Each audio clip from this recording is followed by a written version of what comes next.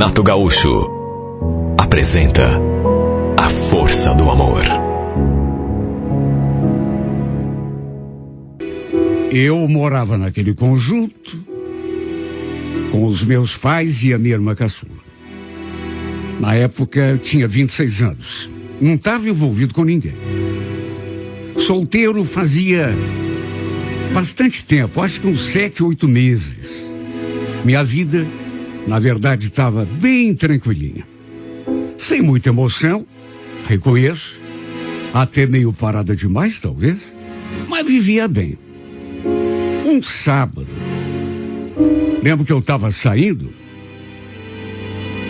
e vi aquele movimento ali na frente do bloco. Os vizinhos do apartamento do andar de cima deviam estar se mudando, porque havia alguns móveis ali na frente. Lembro que eu perguntei quando passei, estão se mudando? O vizinho estava com a expressão assim bem fechada. Inclusive, nem olhou na minha cara. Quem respondeu foi a esposa dele. Pois é. Só falou aquilo. Pois é. Olha, eu senti que ela também estava meio esquisita. Não era só ele, não. Mas ela pelo menos respondeu. Já ele, repito, nem me olhou nos olhos. Fingiu que não ouviu. Devia ter acontecido alguma coisa. Bom, eu também não quis me meter, perguntar, né? Para onde que eles estavam se mudando, até porque senti aquele clima bem ruim entre os dois. Achei melhor seguir meu caminho. Fui até o pátio, peguei o carro. Isso foi num sábado. Só que, estranhamente, passou aquele final de semana, mas eu percebi que os filhos daquele casal continuavam circulando ali no conjunto. Eles tinham um casal de filhos, filhos pequenos, entre 5 e 8 anos. E eu vi os dois ali brincando nas dependências do conjunto. Até perguntei para minha mãe, mãe, os vizinhos aí de cima não tinham se mudado? Cabia de ver as crianças ali na porta do bloco? Não, Ney.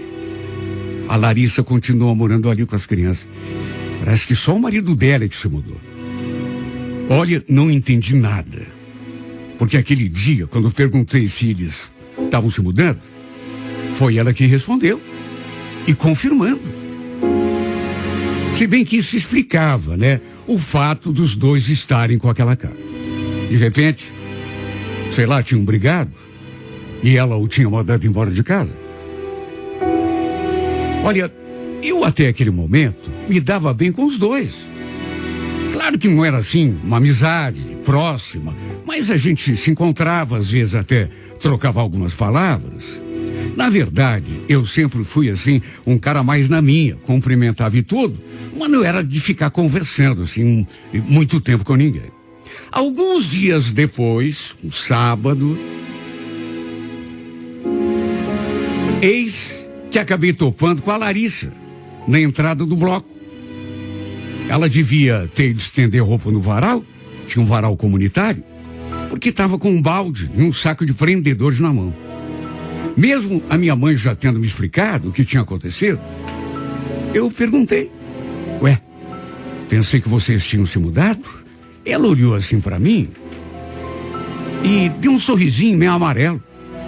Pois é, na verdade foi só o Ângelo que se mudou. Puxa, que coisa, mas... Desculpa, não é da minha conta, mas o que houve? Separaram? Ela confirmou. Disse que já fazia tempo, que não estavam se entendendo. Aí acabou descobrindo que ele andava pisando na bola com ela. E aí não teve jeito, foi o fim. Perguntei onde que ele estava morando. E ela falou que ele tinha encontrado uma kitnet ali mesmo, no bairro, bem próxima. Depois me olhou assim, de um jeito enigmático. E você? Não tá namorando ninguém, né? Nunca te vi com mulher aqui? Pois então, Larissa, eu tô meio devagar nesse quesito aí, viu? Faz um tempão que eu tô sozinho.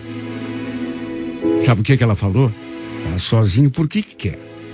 Deve ter um monte de menina correndo atrás. Olha, quer ter eu?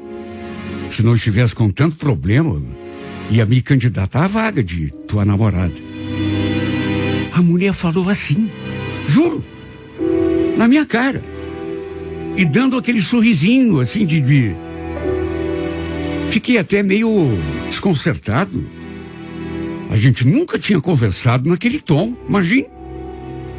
A mulher estava se bandeirando pro meu lado. Olha, a Larissa devia ter uns 32 anos, 33. Era mais velha do que eu, mas era uma mulher bonita. Tinha os traços do rosto, assim, bem delicados, sem contar o corpo. Eu já tinha reparado nela, mas até pelo fato de ser uma mulher casada e de eu conhecer o marido dela também, nunca olhei com malícia na sua direção. No entanto, não vou mentir. Depois daquela breve conversa, as coisas meio que mudaram de figura. Eu digo isso porque sempre que a gente se via, ela dava um jeito de puxar assunto comigo. Fazer perguntas, sabe?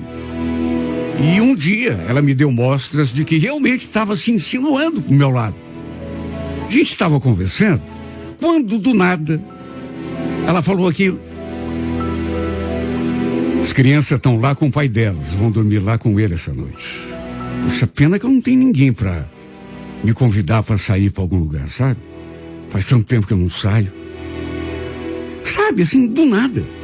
A gente conversando ali, nem me lembro que assunto que era. E ela, de repente, olhou assim pro vazio e soltou essa. Parecia ter uma indireta. Como se ela estivesse querendo que eu a convidasse pra gente ir a algum lugar. Olha, eu fiquei sem saber o que dizer, olhando para ela meio apatetado. E diante do meu silêncio, ela acrescentou: mas e você, Ney? Vai ficar em casa um sábado lindo como esse? Aí pra onde, Larissa? E com quem, né? Ela ficou me olhando durante um tempo e deu uma balançadinha na cabeça, como quem diz: sabe de nada, inocente. E acabou falando: já que eu não falava, bom, já que você também não vai sair, a gente podia pelo menos tomar um vinho juntos, né? No meu apartamento, o que você acha? Um vinho? Sei lá. Pode ser uma boa, mas não vai dar problema lá com o Ângelo? Problema com o Ângelo? Ué? Você não sabe que a gente tá separado? Ele tá lá na casa dele com as crianças. Se for esse o problema, pode ficar tranquilo. Nem ficar sabendo ele vai. Adivinha se eu aceitei o convite. E como já estava quase anoitecendo, ela queria que fôssemos para o seu apartamento, já naquele instante. Falei que ia só dar um pulinho em casa, resolver umas coisas, e já bateria na sua porta. Claro que bateu um certo medo.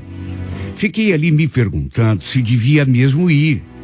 Vai que o ex-marido resolve aparecer ali justamente naquele momento.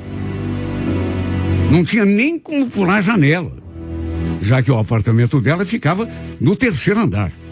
A única saída era pela porta.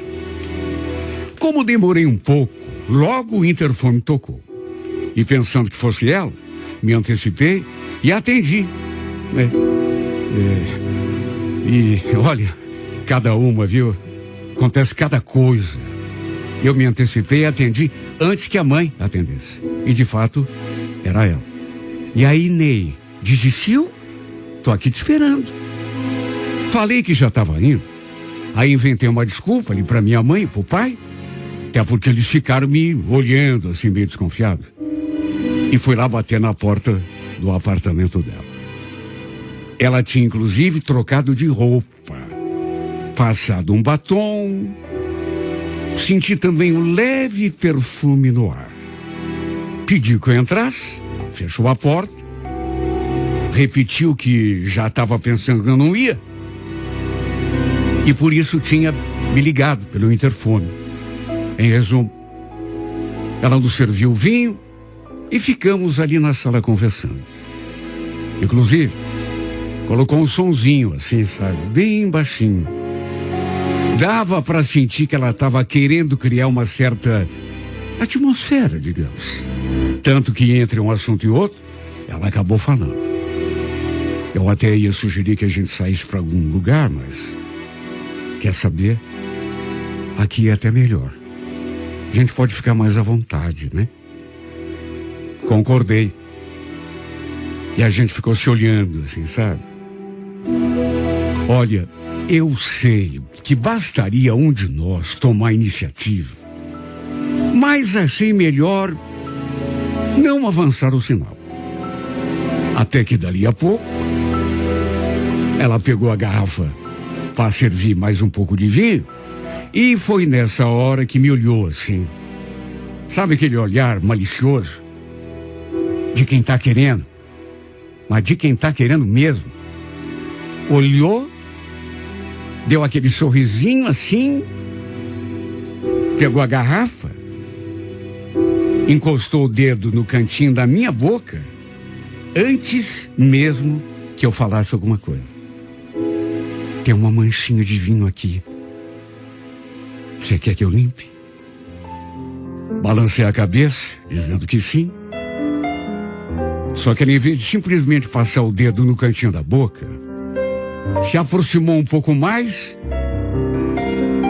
Olha, até hoje, contando isso, chega a me dar um tremelico. Ela realmente tirou a gotinha de vinho que tinha ali, mas passando a língua. E depois, acho que resolvi limpar a boca toda. Pensa num beijo quente, gosto de vinho. Pensa numa boca deliciosa. Deixamos as garrafas e as taças ali, sobre a mesa. E adivinha o que a gente fez depois? Nos atracamos um no outro. Olha, parecia até uma briga. Sabe, de tanta... A gente não se beijava, a gente se devorava. Sem querer parecer convencido, eu já imaginava que fosse isso que ela queria. E não estava enganado, viu? Tanto que ela começou tirando minha camisa, desabotoando a minha calça. E eu também comecei a tirar a roupa dela. E no fim, aconteceu tudo ali mesmo no tapete da sala. Meu Deus, que loucura! Imagina se o ex dela chega ali bem naquele instante. A gente sabe que quando um casal se separa, muitas vezes o outro que sai fica com a chave. Se o cara tivesse a chave, imagina. Repito, não tinha para onde fugir. A porta era a única saída. Pular do terceiro andar é que eu não ia, né? Depois de saciado o desejo, continuamos ali e, para minha surpresa, ela fez uma confissão. Sabe que eu sempre tive uma queda por você? Sempre te achei um gato. Mas você nunca me notou, nunca nem reparou em mim. Quem garante pra você que não? Só que você era casada, né? Não tinha como chegar junto. Não sou louco. Ela sorriu. Naturalmente gostou do que eu falei, né? E pra resumir, não ficamos só naquela primeira vez. Ela me passou seu número, de modo que vivíamos trocando mensagens. E sempre que ela estava sozinha, me chamava para passar um tempinho ali com ela, bater um papo e, enfim, fazer o resto, claro. Quando vi, já ia para 3 meses que a gente andava de rolo, sem ninguém saber. Numa das vezes em que as crianças foram dormir lá com o pai delas, eu a levei até um barzinho. Ela queria. Falou que há muito tempo não saía. E depois, na volta, fomos direto para o seu apartamento. Quase amanhecia ali naquela cama. Já era alta madrugada quando fui embora. Cheguei e desabei na cama outra vez. Acordei bem tarde, quase 11 horas da manhã. Na verdade, só acordei mesmo porque escutei um bate-boca. Sabe, pessoas discutindo. E o pior de tudo, ali, na sala da minha casa. Identifiquei as vozes do meu pai, da minha mãe e de uma outra pessoa, um homem. E pelo jeito deviam estar falando de mim, porque eu escutei o cara falando: chame esse moleque, seu Oscar. Eu não saio daqui até falar com ele. Estremeci, claro. O assunto era comigo. Não demorou muito. Escutei aquelas batidinhas na porta. Era minha mãe. Ela me olhou assim, com expressão assustada. O que é que você andou aprontando, filho? Quem, eu, mãe? Eu não aprontei nada, ué, por quê? Quem que tá gritando aí na sala? É aquele nosso vizinho, o ex-marido da Larissa. Ele tá louco da vida, querendo falar com você, na verdade. Acho que ele quer brigar com você. Você andou se metendo com a nossa vizinha? Bom, aí eu gelei. O pior é que não tinha como fugir. Tive de levantar, colocar uma roupa e enfrentar a fera. Meu Deus, será que ele estava sabendo de alguma coisa? Mas de que jeito? De repente, sei lá, o porteiro da noite tinha comentado alguma coisa com ele. Viu a gente saindo na noite anterior. Eu, inclusive, comentei com ela que isso podia dar galho. Podia acontecer. Sabe, porteiro a gente sabe como é, né? E se faz amizade com um antigo inquilino que saiu dali, e o cara quer saber alguma coisa, o nego bate os dentes mesmo, acaba contando. Quando fui até a sala, dei de cara com ele bufando. Antes de qualquer coisa, reparei que ele segurava alguma coisa na mão. E quando percebi o que era, a vontade que me deu foi bater minha cabeça na parede até ficar sem cabeça. Arrancar minha própria cabeça, porque só isso, meu Deus, eu olhei para aquilo e... Mas não pode, como que eu posso ser tão idiota? Ele estava com a minha carteira na mão.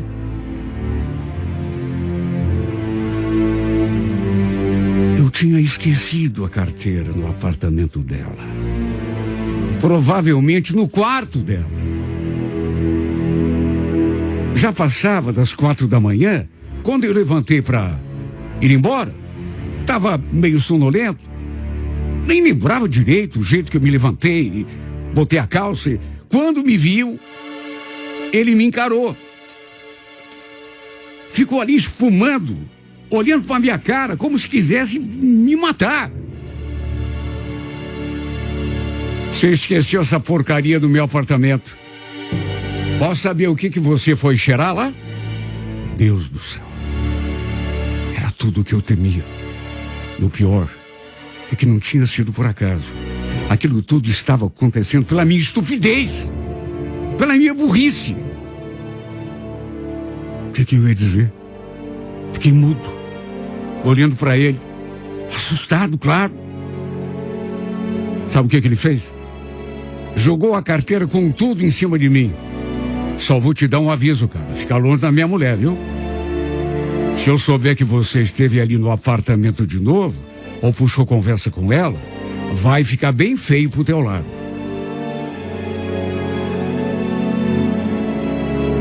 Falou aquilo, me encarou durante um tempo, encarou o meu pai e a minha mãe, até que saiu pela porta, pisando duro. Que burrice, meu Deus. Mas que estupidez. Além do que ele falou, ainda tive de escutar meu pai e minha mãe, né?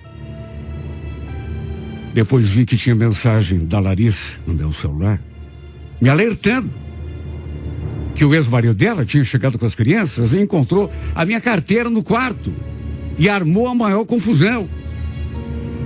Me avisou que ele ia falar comigo, que era para eu ficar esperto. Depois que ele saiu ali de casa, ainda ouvi a voz do sujeito lá no apartamento dela, porque o bate-boca parece que continuou.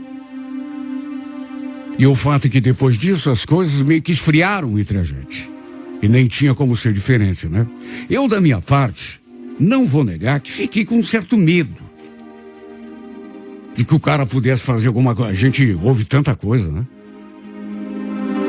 Pelo jeito, ele ainda não tinha aceitado a separação. Porque, pela lógica, ele não podia estar fazendo aquele escândalo todo. Eles estavam separados. Mas sempre tem um do casal que não aceita, né? Nesse caso, dava para ver que era ele. Certo, ele ainda achava que tinha alguma chance de reverter, tanto que foi me ameaçar ali, na sala do nosso apartamento. No fim, a gente conversou, eu e ela, e achamos melhor dar um tempo. Nos afastarmos, pelo menos, até a poeira assentar. Inclusive, ela falou que ele andava se recusando a levar as crianças para dormir lá com ele, porque não queria deixar o caminho livre para ela se encontrar comigo, claro, né? O pior é que acabei me apegando a essa mulher. Tô sentindo falta, sabe, do beijo dela, do abraço, do amor gostoso que a gente fazia. Ela tem um jeito de fazer amor que só de lembrar eu me arrepio todo. Não queria me afastar, mas ela também tem medo, porque o infame jurou que se nos pegar juntos, ia dar cabo dos dois. Diz que nem se importava de ir pra cadeia depois. Aquele dia, eu acho que ele só não voou no meu pescoço porque os meus pais estavam ali. Dava pra ver que o cara, ele espumava pela boca, ele tremia. Devia estar com muita raiva. É duro quando a pessoa não aceita, né? Porque, vamos convir, se eu tivesse me metendo com uma mulher casada, com uma mulher que tivesse marido em casa, tudo bem, eu teria minha cota de culpa, mas não. Eles estão separados e eu vi a mudança dele. Ah, mas faz pouco tempo, e daí? Interessa se faz pouco tempo. Estão separados. Não, mas separar, não separa. Como que não? Estão juntos, por acaso? Um morando numa casa e outro morando em outra casa? Isso não existe. Só que o cara não aceita, né? Ele tem esperança de reconquistar a mulher. Olha, se eu pudesse falar com ele, eu diria: ô cara, não tenta, bicho, você não vai conseguir. Desculpa a falta de modéstia, mas ela tá ligada em mim. Sabe? Ela fez amor comigo. Ela sentiu a diferença. Não é que eu queira ser convencido, mas cá entre nós, a gente sabe quando agrada uma mulher. E ele, pelo jeito, não agradava tanto, né? Tanto que ela mandou ele embora de casa. Aliás, ela lá no começo falou que tomou a decisão de mandar o cara embora porque ele tinha pisado na bola com ela. Nem perguntei que tipo de pisada, mas só pode ser mulher. O que é agora, atrapalhando o nosso romance? O cara não se conforma, não aceita. Não permite que a mulher siga a sua vida, né? E isso que, segundo a Larissa, repito, ele tinha pisado na bola com ela. Olha, esse infeliz se tornou um entrave na nossa vida. Uma pedra no sapato. Só que apesar das suas ameaças, eu até já tentei uma reaproximação. Sabe, eu sinto saudade, eu sinto falta. Só que ela tem medo. De modo que ficamos à mercê das ameaças desse idiota, que não conseguiu agradar a mulher, tanto que ela mandou ele embora, e agora quer reconquistar. Malandro, depois que ela deitou comigo, você desculpa, viu? A falta de modéstia. Ela não quer mais saber de você. Não queria antes, imagine agora. Seu traste. Você não tem esse direito, rapaz. Sabe, mulher tá separada. Vai procurar tua turma. Como pode, meu Deus? Pessoa interferir na vida dos outros. Querer mandar nos outros. Querer determinar o que a mulher pode ou não pode fazer, mesmo depois de separados. Sabe, além de tudo, não sabe perder. Porque uma coisa eu digo, e quer saber? Se for necessário, eu digo na tua cara. Perdeu, mané. Você ouviu? Perdeu, mané.